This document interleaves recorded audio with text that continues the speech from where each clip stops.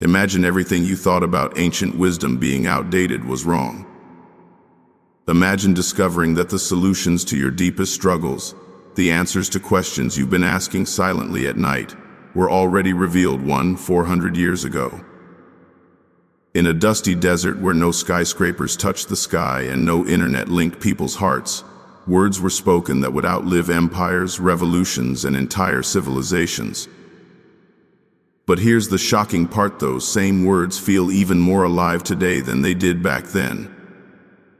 We live in an age of instant information, endless entertainment, and overwhelming choice, yet people are more anxious, more lost, and more desperate for meaning than ever before. We've conquered the moon, we've split the atom, we've built machines that think like us, and yet we haven't solved loneliness, greed, or hate. And that is why so many are turning back to a message they thought was from the past, because it speaks to their present in a way nothing else can. The Quran and the teachings of the Prophet Muhammad weren't meant to be relics in museums. They were designed to guide every generation, no matter how advanced or broken. The questions humans ask at their core, who am I? Why am I here? What truly matters? Haven't changed, even if our surroundings have. And when you hear how Islam answers those questions, you start to realize something unsettling. Maybe the future was always hidden in the past. We think we've evolved beyond the problems of the 7th century, but have we really? Wars still erupt over power and greed. Families still break apart from pride and betrayal. People still struggle with envy, loneliness, and the aching hunger for meaning in their lives. Strip away the technology, the glass towers, the glowing screens, and what's left is the same fragile heart beating with the same fears and desires as those who walked the earth over 1,000 years ago. That's why the words of the Quran strike so deeply. They speak to the human soul, not just the human era.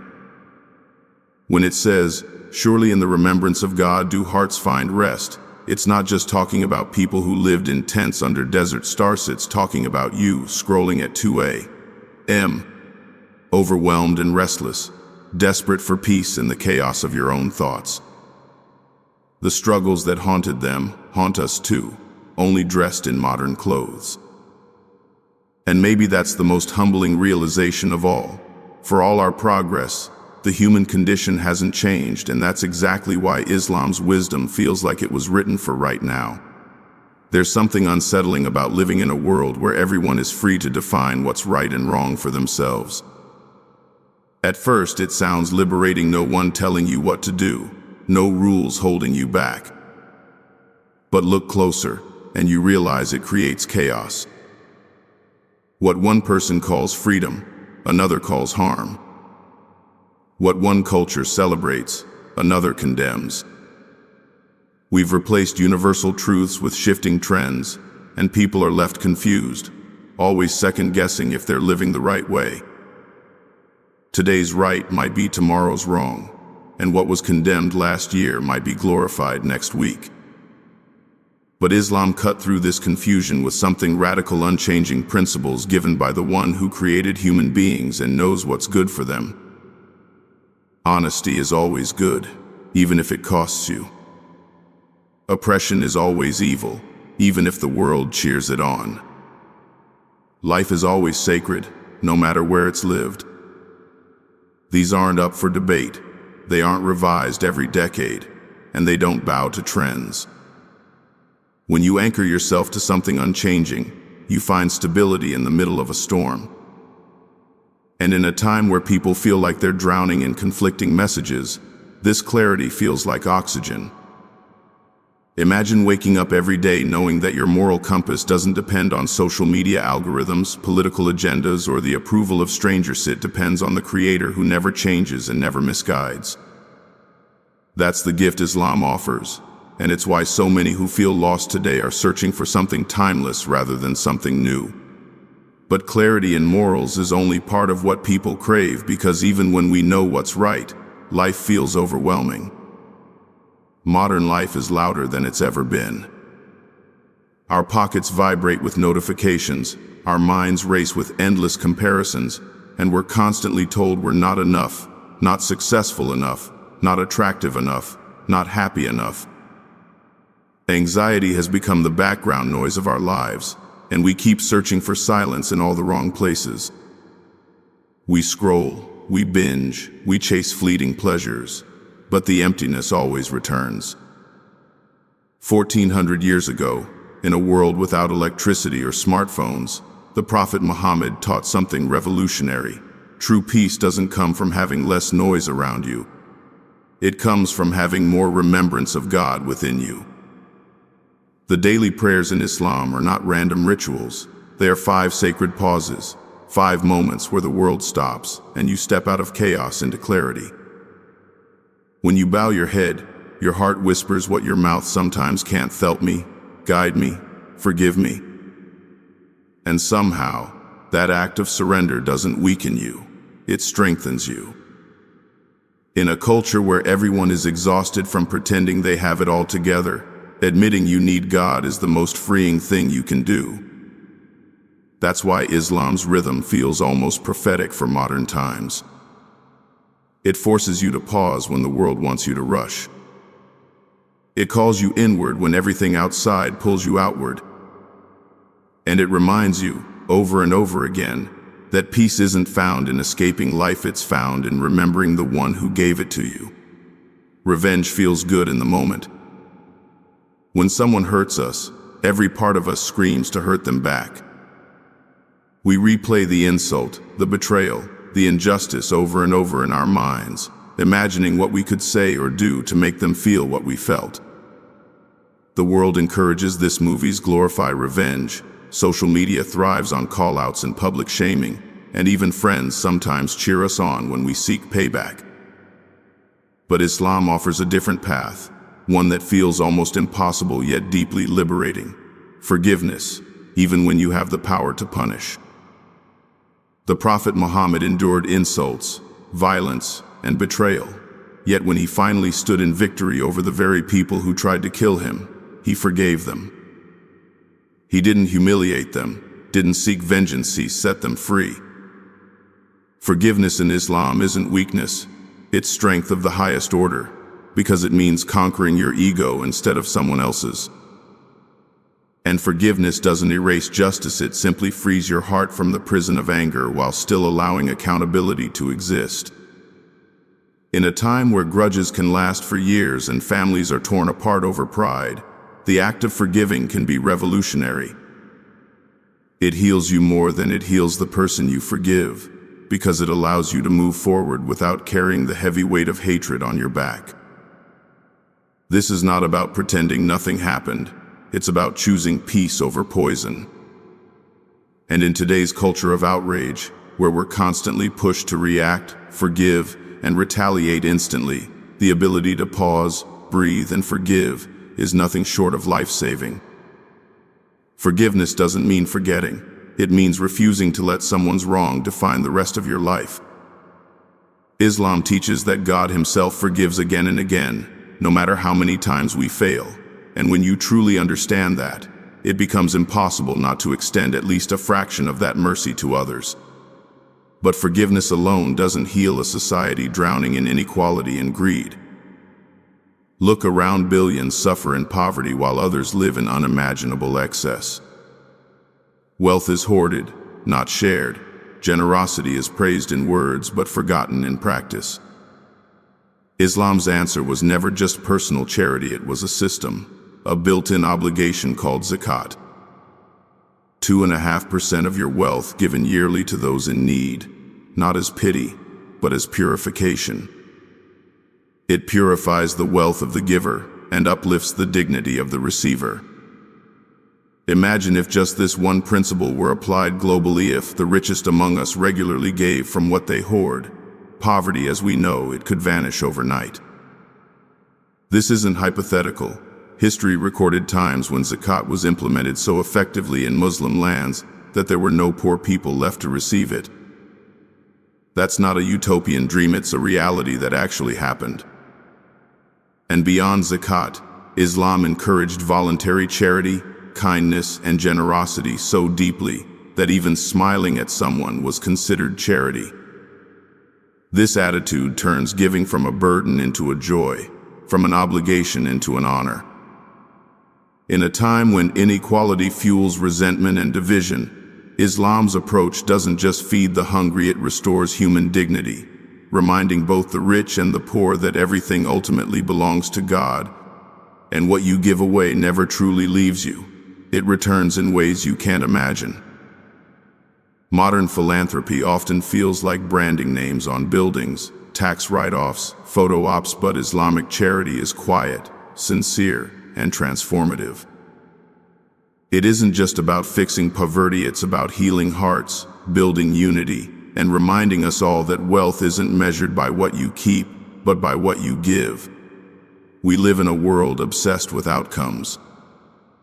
People measure success by the size of their bank accounts, the number of likes on their posts, the titles on their business cards, or the trophies on their shelves. Everything is about results, what you've achieved, what you've produced, what others can see and praise. But Islam flips this entire mentality upside down in a way that feels almost shocking. It tells us that God doesn't judge you by the end result. He judges you by what's in your heart when you try. Your intentions matter more than your outcomes. Think about how freeing that is. In a world where failure is humiliating and perfection is demanded, Islam says that if your intention was pure, even if you stumble, even if the world calls it a failure, God still rewards you. This transforms everything. Suddenly, acts as small as a smile, as hidden as a prayer in the dark, as unnoticed as holding back from gossip, become weighty and meaningful because of why you did them. It also forces you to confront uncomfortable truths. Are you doing good to impress others, or because it's truly good? Are you helping someone so they'll owe you, or because you genuinely care? Intentions purify actions like water purifies dirt. They take the same act and make it shine. And the Prophet Muhammad taught something extraordinary. When you intend to do good but are unable to act on it, God still counts it for you. That means every unspoken prayer, every hidden wish to help, every quiet longing to do better is seen and rewarded. This idea is revolutionary for people crushed under the weight of perfectionism and public image. It means your worth isn't tied to applause, it's tied to sincerity. And in a time when appearances dominate everything we do, that teaching feels like breathing fresh air after drowning in noise. But if intentions are powerful, words might be even more dangerous. We live in an age where words travel faster than bullets. One careless comment, one impulsive post, one cruel joke, and it spreads worldwide in seconds. Social media thrives on outrage, gossip, and mockery, rewarding us for saying things we'd never dare speak face to face. Yet centuries ago, Islam warned about this exact danger. The Prophet said that most people fall into ruin because of what their tongues produce. A single word can mend a heart or shatter it forever. A kind sentence can save someone's life, while a cruel one can push them over the edge. The Quran doesn't just tell us to speak truth. It tells us to speak in the best possible way, even when we're angry, even when we're hurt. Imagine how different the world would be if people actually followed that, if politicians, influencers, and ordinary people alike paused before speaking, asking, will this heal or harm? Will this build or break? The command to guard the tongue is more urgent now than ever, because our tongues have extended into keyboards and microphones, reaching millions. Words once whispered in private are now broadcast to strangers, and their impact lingers long after we forget them. Islam's teaching isn't about silencing yourself, it's about speaking with purpose, about understanding that every word carries weight in this world and the next. And the beauty of it is that the same power used to harm can also be used to heal. One kind comment online can stop someone from giving up on themselves. One gentle word can spark reconciliation between people who've been enemies for years. Guarding your speech doesn't just protect others, it protects you, shaping your character and earning rewards beyond what you can see. In a culture addicted to shouting, the wisdom of measured, mindful speech might be the most radical and transformative teaching of all. Long before climate change became a global crisis, long before protests and summits and warning headlines about rising seas and burning forests, Islam was already calling humanity to protect the earth. 1400 years ago, when most societies saw nature as something to conquer and exploit, the Quran described the earth as a sacred loan from God to be guarded, not plundered. The Prophet Muhammad taught that wasting water was forbidden even if you were standing at a flowing river. He declared that planting a tree, even if the day of judgment were upon you, would still count as a good deed. These weren't poetic suggestions, they were commands, deeply woven into daily life.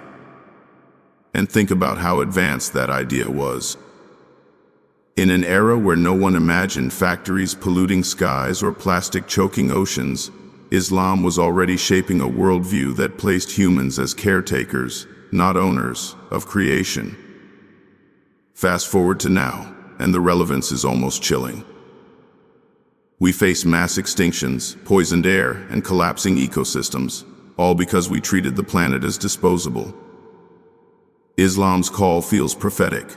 Do not corrupt the earth after it has been set right. It's not just about recycling or avoiding waste. It's about humility, about recognizing that we are guests here. The rain, the soil, the animals, the mountains, all of it praises God in ways we don't understand. And harming them is more than an environmental issue. It's a spiritual crime. In a time where environmentalism is often framed as political or trendy, Islam roots it in worship. Every drop of water you save, every tree you plant, every harm you prevent, those become acts of devotion, weighty on the scale in ways unseen. Imagine if that consciousness took root in modern hearts, showed differently we would treat the earth, and how much healing our world would finally begin to see. Justice is another concept the world claims to value, but constantly struggles to uphold. We create courts, write laws, elect leaders, yet injustice persists everywhere, from corrupt governments to racial inequality to the silent suffering of those no one defends. But Islam introduced a revolutionary idea. Justice is not man-made. It's divine. It is not dependent on wealth, power, or influence. It is owed to every soul, from the most powerful ruler to the poorest orphan. The Quran commands believers to stand firmly for justice, even if it is against themselves, their families, or their own interests. That means no excuses, no favoritism, no bending the rules to protect those we love. And perhaps the most radical part is this: even rulers, even prophets, even the most respected figures are not above accountability. The Prophet Muhammad himself faced moments where he was corrected by divine revelation, proof that no one is immune to being held to God's standard. In a world where the powerful often escape consequences, this principle is breathtaking.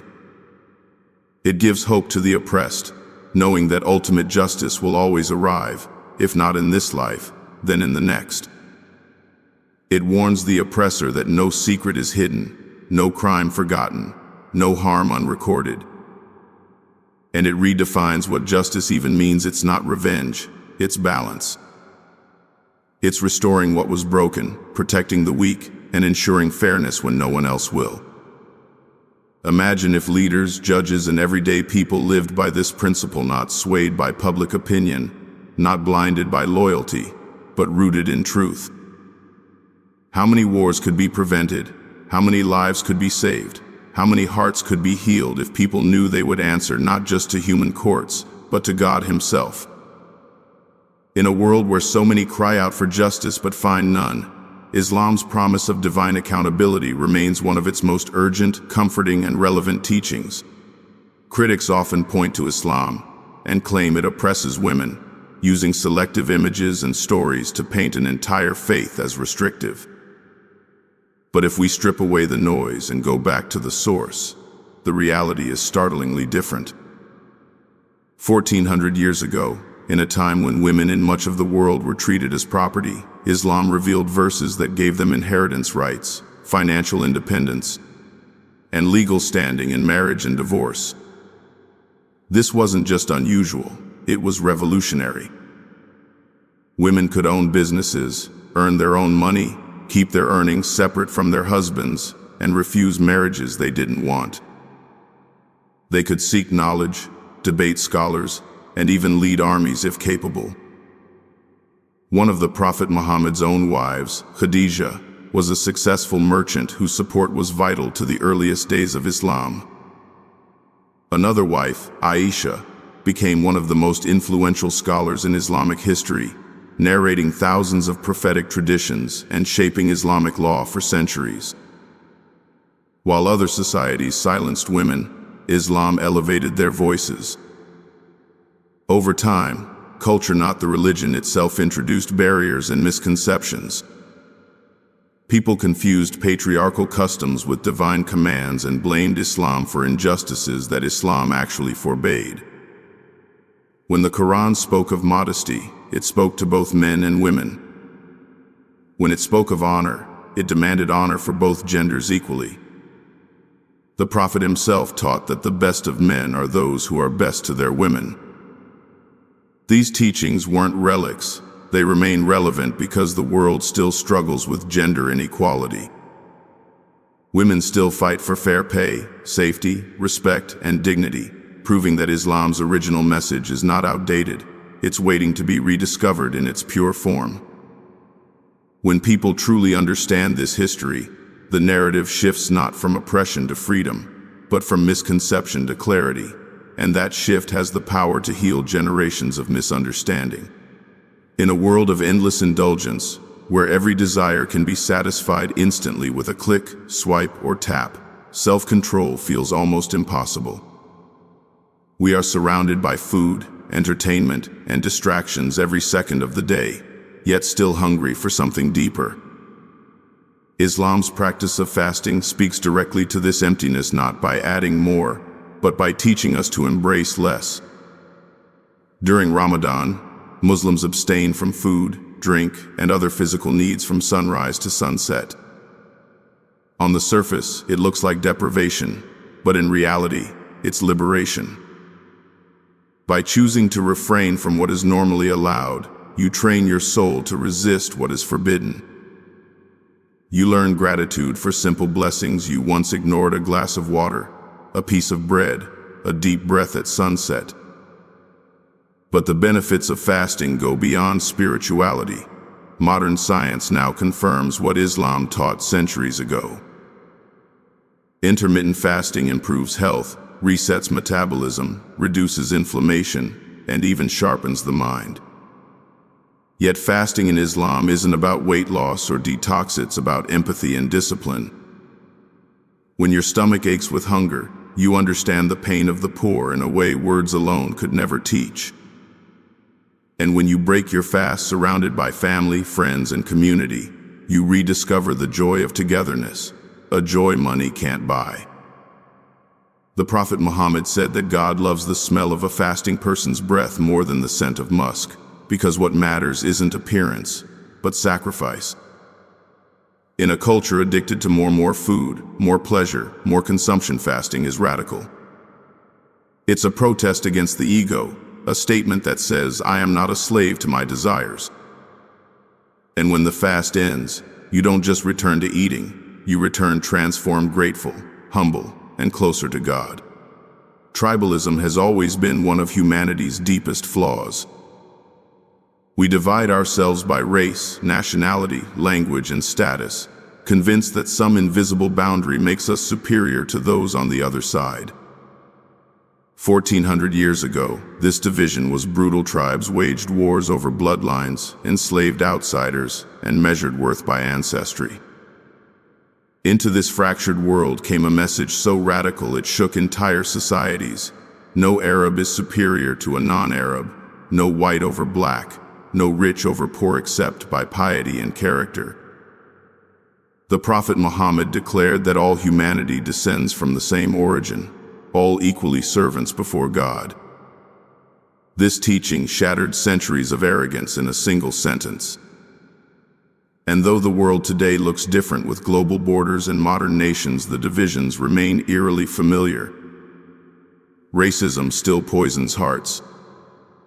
Nationalism still fuels conflict. Social class still determines opportunity and treatment. Islam's vision of brotherhood isn't just poetic, it's revolutionary. Imagine a world where your worth isn't tied to your passport, your last name, or the color of your skin, but to your character alone.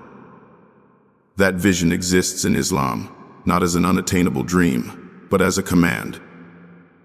It's why early Muslims of every background, black, white, Arab, Persian, African, stood shoulder to shoulder in prayer, erasing centuries of prejudice in a single act of worship. This unity was so profound that it became one of the earliest proofs of Islam's truth to those who witnessed it. Here were people who should have been enemies, praying as equals, calling each other brothers and sisters. And today, in a world where people are still judged by the surface, this teaching isn't just relevant, it's desperately needed.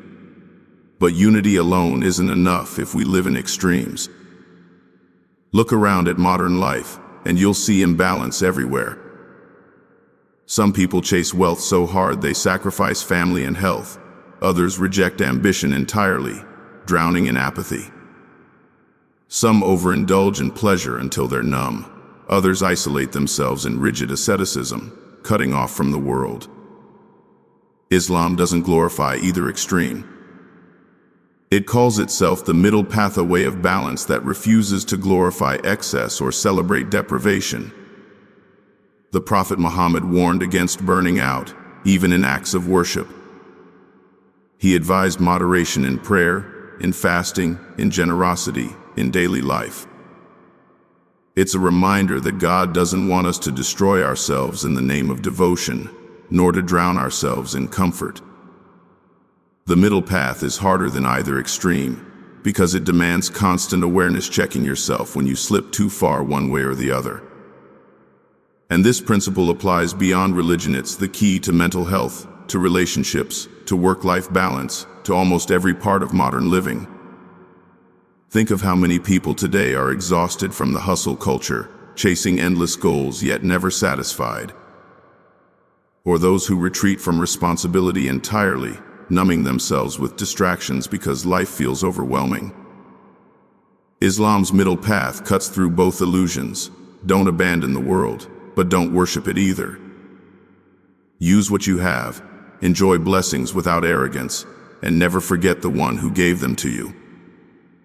This balance is rare in today's all-or-nothing mindset, but it's exactly what makes Islam timeless, teaching us not just how to believe, but how to live.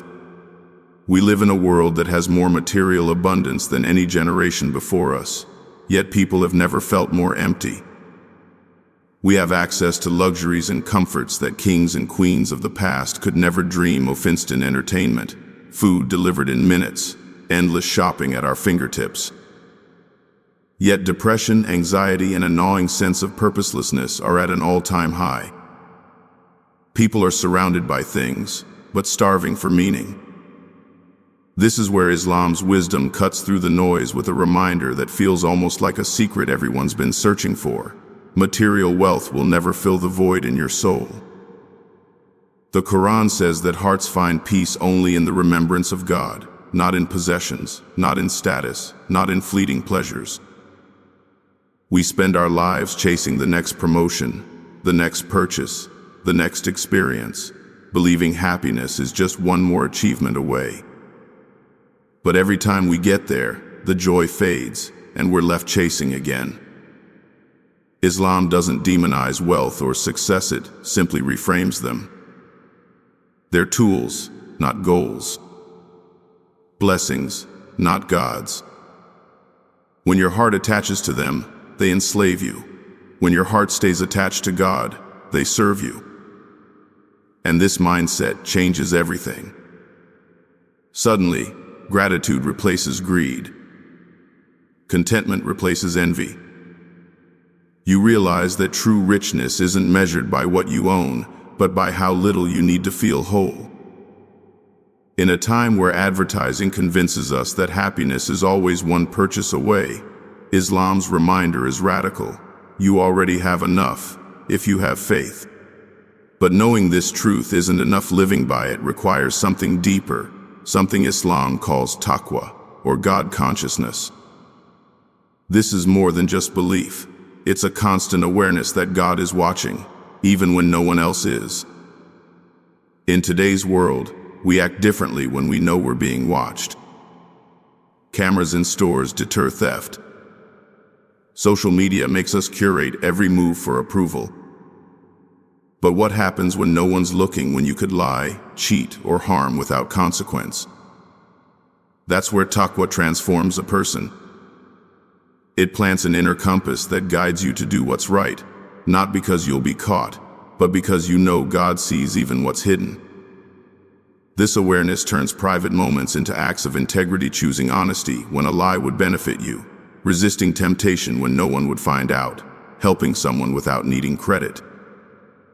It's a type of accountability that no surveillance system or legal structure can enforce, because it lives inside you. And it's not rooted in fear alone, it's rooted in love, in wanting to please the one who gave you life. Imagine a world where people acted with that level of consciousness: politicians, CEOs, even ordinary citizens making decisions not out of fear of scandal, but out of reverence for God. Corruption would crumble, injustice would shrink, trust would rise, and society itself would heal. That's the power of taqwa. It doesn't just change laws or systems, it transforms hearts. And when hearts change, everything else follows. Family has always been the foundation of human life, yet in today's fast-paced world, it's the first thing we neglect. We're constantly connected to strangers online, but drifting further away from the people who share our homes and blood. Parents grow old in silence, children grow up feeling unseen, and siblings become strangers, each lost in their own schedules and screens. Islam saw this danger long before modern life made it normal. The Quran doesn't just recommend kindness to parents, it elevates it to an act of worship, placing gratitude to them directly after gratitude to God. The Prophet Muhammad described severing family ties as one of the greatest sins, and reconnecting them as one of the greatest acts of devotion. In Islam, honoring parents isn't about waiting until they're gone to regret. It's about serving them while they're alive, caring for them in their old age, speaking gently even when they're wrong, praying for them long after they've passed. The same applies to children. The Prophet wept at the loss of his son, played with children in the streets, and taught that raising them with love and fairness is one of the highest forms of charity. Marriage, too, isn't a mere contract. It's described in the Quran as a garment, something that protects, comforts, and completes you. And siblings, extended relatives, even distant kin all have rights in Islam, forming a web of responsibility that holds communities together. In an age where individualism reigns, where people are taught to cut off toxic family and walk away at the first inconvenience, Islam calls us back to something deeper: not blind loyalty to abuse, but relentless effort to maintain bonds, forgive, reconcile, and protect the sacred trust of kinship. When families thrive, societies heal. When families fracture, everything crumbles. Islam's insistence on preserving these ties isn't old-fashioned, it's the missing medicine for a world drowning in loneliness and disconnection. Patience is another forgotten virtue in our era of instant gratification. We live in a culture where everything is on demand: food delivered in minutes, entertainment streamed instantly, answers found with a single search. We've been trained to hate waiting, to see delays as disasters and obstacles as failures. Yet life inevitably tests us with waiting, with sickness that lingers, dreams that take years, injustices that don't vanish overnight. Islam reframes these moments not as curses, but as opportunities. The Quran repeatedly praises those who are patient, promising unimaginable reward for those who endure with faith. Patience isn't passive suffering, it's active trust. It's waking up each day choosing to persevere, choosing to hope, choosing to keep doing good even when nothing seems to change. The Prophet Muhammad's own life was a story of patience, years of persecution, hunger, loss of loved ones, and exile, yet never losing faith in God's plan. And this patience wasn't just for personal struggles, it extended to forgiving enemies, to enduring mockery, to maintaining calm when anger would have been justified. In a world that glorifies quick fixes and instant revenge, this kind of patience feels almost superhuman. But it's precisely this patience that transforms suffering into growth and despair into dignity. Modern science even confirms what believers have known for centuries. Patience reduces stress, strengthens resilience, and allows people to heal emotionally and physically. In Islam, patience isn't weakness, it's spiritual muscle. It's what carries you through heartbreak, through poverty, through injustice, and reminds you that no pain is wasted if borne with faith. Every tear counts, every silent struggle is recorded. Every moment you resist despair brings you closer to a God who promises that after hardship always comes ease. Knowledge today is everywhere, yet wisdom feels rare. We carry libraries in our pockets, able to access millions of books, lectures, and studies in seconds. But having information isn't the same as knowing what to do with it. We chase degrees and certifications, yet still feel empty, unsure why we're learning or what purpose it serves. Islam transformed the pursuit of knowledge from a means of power into an act of worship. The very first word revealed in the Quran was Iqra, read.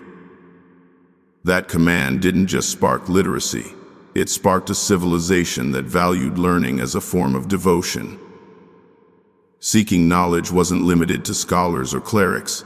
Every believer was encouraged to learn, whether it was understanding the Quran, studying medicine, exploring the stars, or discovering new cures. Knowledge was never seen as separate from faith, it was a pathway to God. For centuries, this mindset propelled Muslims to the forefront of science, mathematics, architecture, and philosophy. They founded universities, translated and preserved ancient texts, pioneered algebra, developed hospitals, and mapped the stars, not because they sought fame, but because they saw every truth as a reflection of the Creator's signs. And this isn't just history, it's a challenge to us now. In a time where knowledge is often hoarded for profit, used for exploitation, or weaponized to manipulate, Islam's vision remains revolutionary. Seek knowledge to benefit humanity, to uplift others, to get closer to God, not to feed ego. When knowledge is pursued with pure intention, every discovery becomes sacred, every breakthrough an act of worship, and every lesson, big or small, a step toward understanding why we were placed on this earth. But knowledge alone can't heal the epidemic of loneliness that defines our age. Never in history have humans been more connected yet more isolated. We scroll through endless feeds of other people's lives, yet rarely experience true community. Depression and anxiety skyrocket as we trade deep human bonds for shallow digital interactions. Islam foresaw this hunger for belonging and built solutions right into its daily practices. Prayer isn't just personal, it's communal. 5 times a day, Muslims are called to stand shoulder to shoulder, rich and poor, young and old, strangers and family, united in the same words and movements. The weekly Friday prayer gathers entire communities, reconnecting people not just to God but to each other. Ramadan transforms nights into communal celebrations, where neighbors who barely spoke all year share meals and laughter. Hajj, the pilgrimage to Mecca, brings millions together in one place, erasing divisions of race, nationality, and class in the most powerful display of human equality on earth. These rituals do more than connect you to God, they connect you to humanity. They remind you that you're not alone, that your struggles are shared, that faith binds people stronger than bloodlines or borders ever could. And even beyond formal worship, Islam encourages constant acts of community, visiting the sick, feeding the hungry, comforting the grieving, supporting the oppressed. In a world where isolation is slowly killing us, these simple acts revive us. They rebuild the village we've lost, restoring the sense of belonging we crave deep down. Community in Islam isn't an optional extra, it's woven into the fabric of faith. Because when people come together for something greater than themselves, hearts heal, loneliness fades, and lives transform in ways no algorithm could ever replace. Humility is almost impossible to find in a world that rewards ego at every turn. Everywhere you look, people are told to brand themselves, to shout their accomplishments, to fight for recognition before someone else takes it. Social media has turned life into a competition of who can appear the most perfect, the most successful, the most enviable. Yet the higher people climb on this ladder of self-promotion, the emptier they often feel, because no amount of likes or applause can satisfy the soul's craving for meaning. Islam offers a strikingly different pathone that doesn't demand shrinking yourself into worthlessness, but elevates you through humility.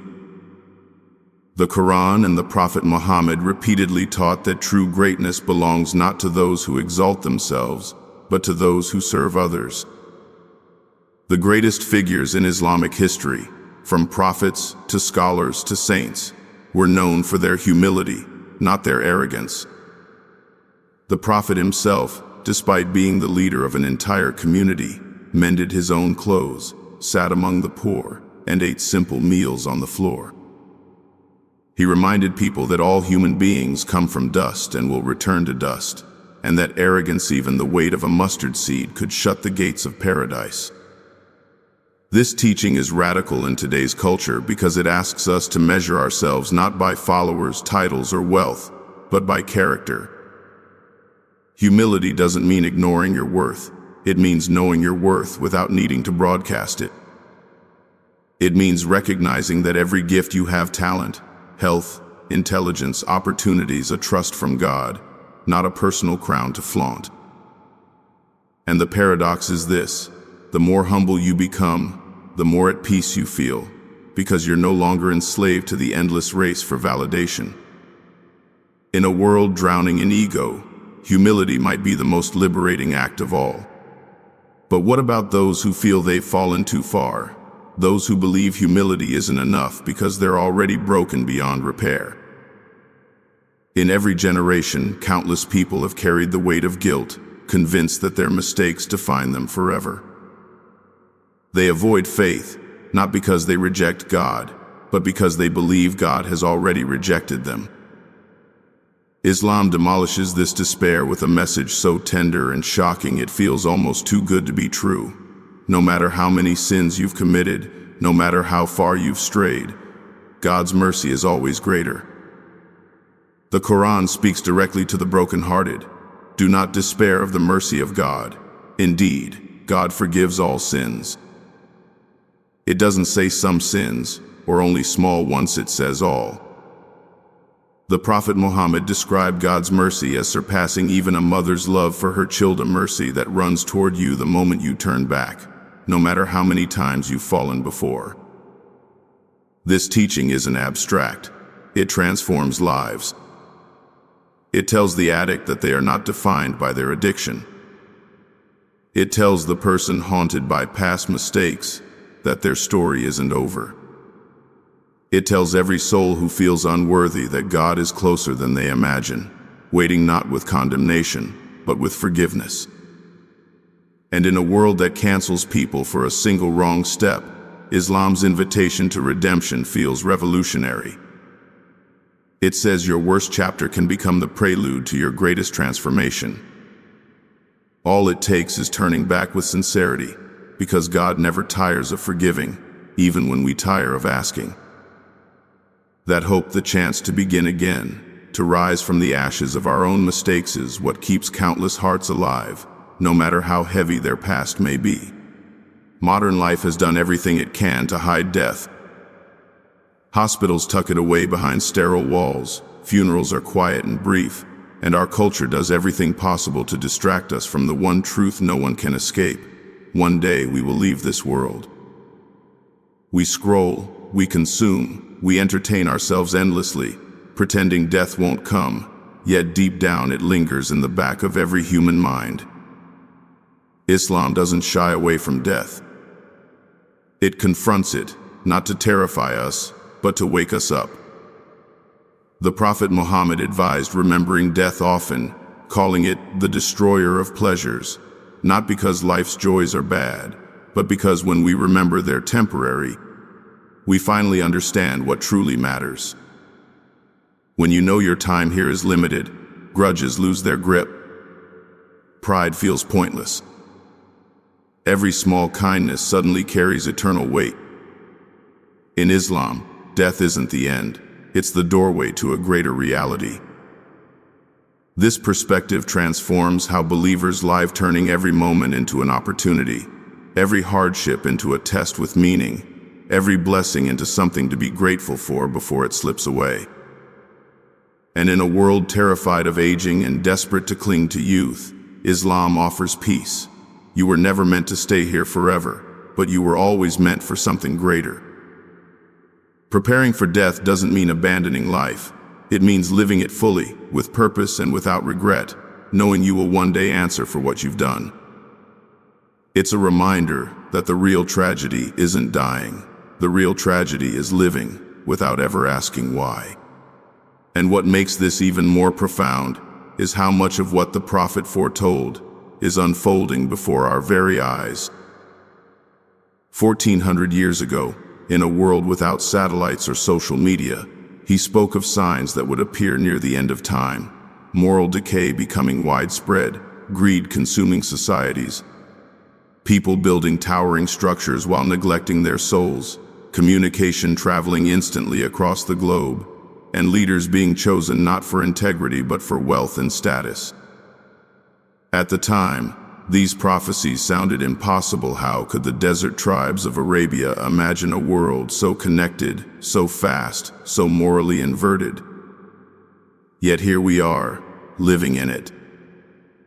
The signs don't just warn, they confirm that what was revealed then was divinely inspired, because no ordinary man could predict the world we see now with such accuracy. But these signs aren't meant to paralyze us with fear. They're meant to jolt us awake. They remind us that time is running out, that life is fleeting, and that every choice we make matters. The Prophet didn't share these prophecies to entertain. He shared them to prepare. When you hear them and look around at the headlines, it's impossible not to ask yourself, if these warnings have come true, what will I do differently with the days I have left? Will I keep chasing distractions, or will I finally start living for something eternal? The relevance of Islam today isn't just that it predicted what would happen, it's that it offers the exact guidance we need to navigate it. In the chaos of moral collapse and spiritual emptiness, it lights the way back home. So after everything, after exploring every teaching, every story, every timeless truth, we're left with one haunting question. Why is Islam's wisdom more relevant now than it was when it was first revealed? The answer isn't just in history, it's in us. Human nature hasn't changed. We still long for meaning, still search for love, still ache for justice, still wrestle with greed and fear and loneliness. The tools have changed: swords replaced by drones, scrolls replaced by screens, but the heart beating inside us is the same fragile heart it's always been. That's why these teachings don't feel like they're from the past, they feel like they were written for right now. The Quran speaks to the very struggles you carry in silence, the ones you never post about, the ones you can't put into words. It meets you in your anxiety, your anger, your grief, your confusion, and whispers the same truths it whispered to people centuries ago. You are not forgotten, your life has purpose, and what you do matters more than you realize.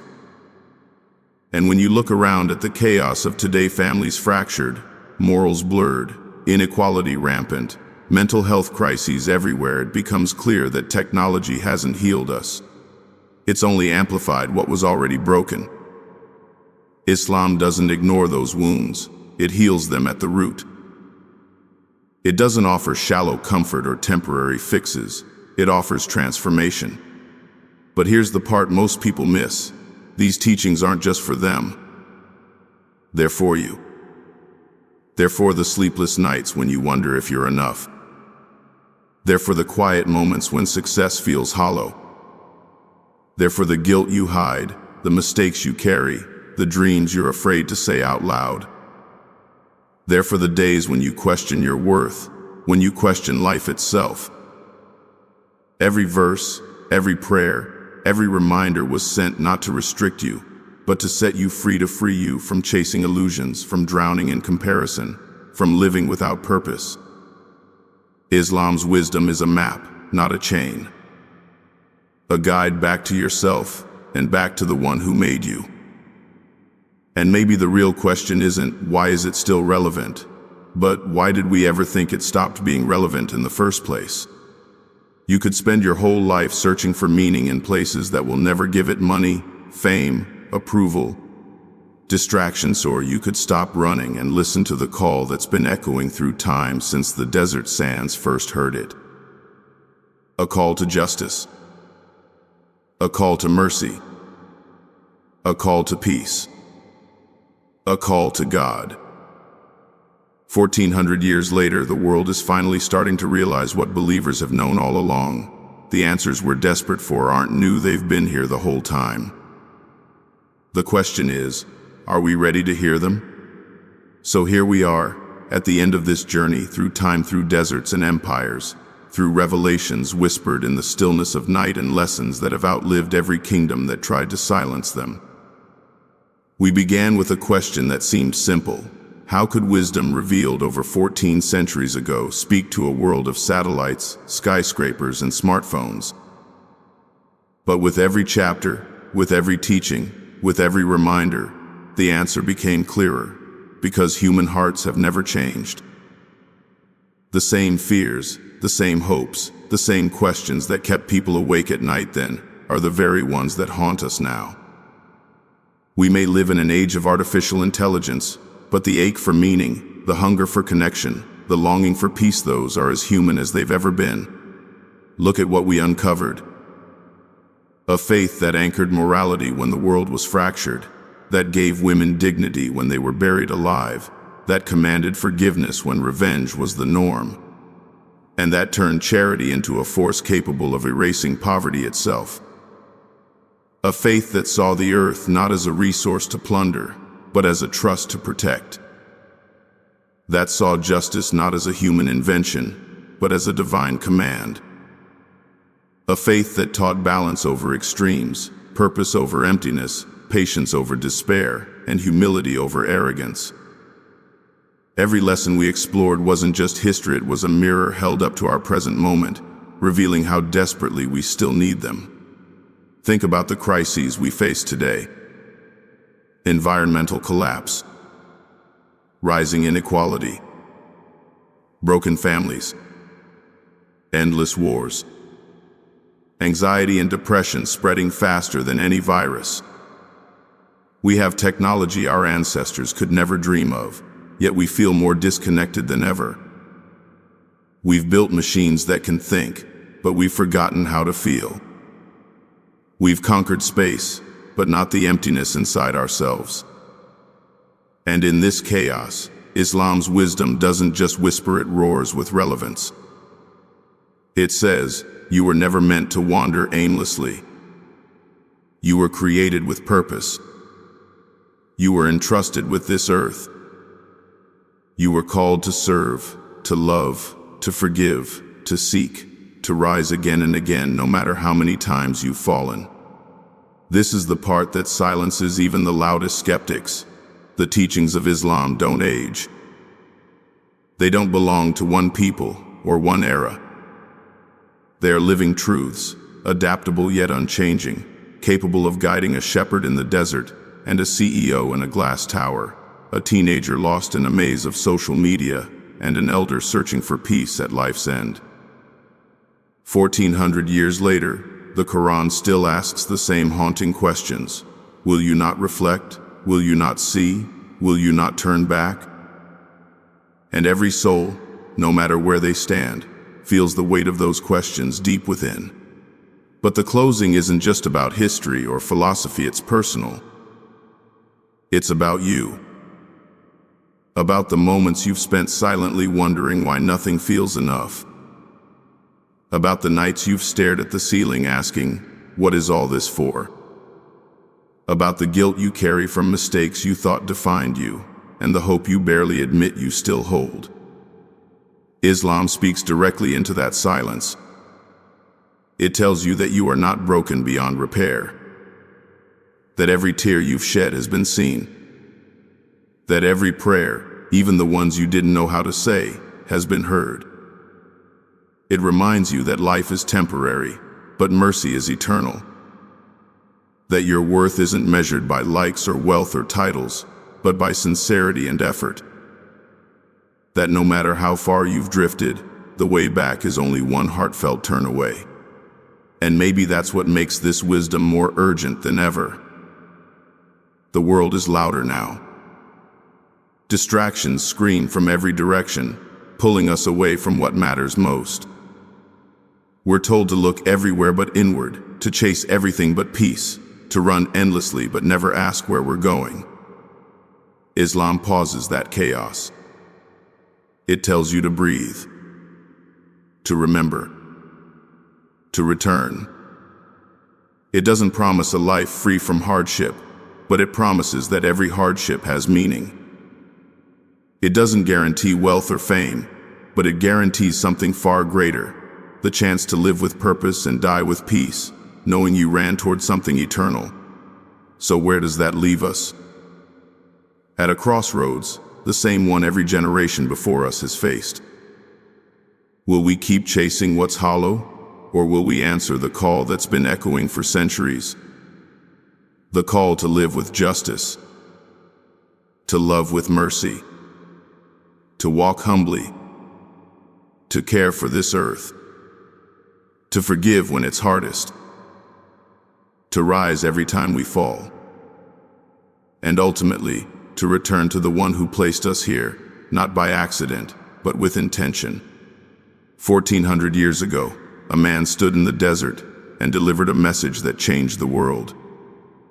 That message still stands. It has outlived empires, weathered centuries, and now stands before you, waiting.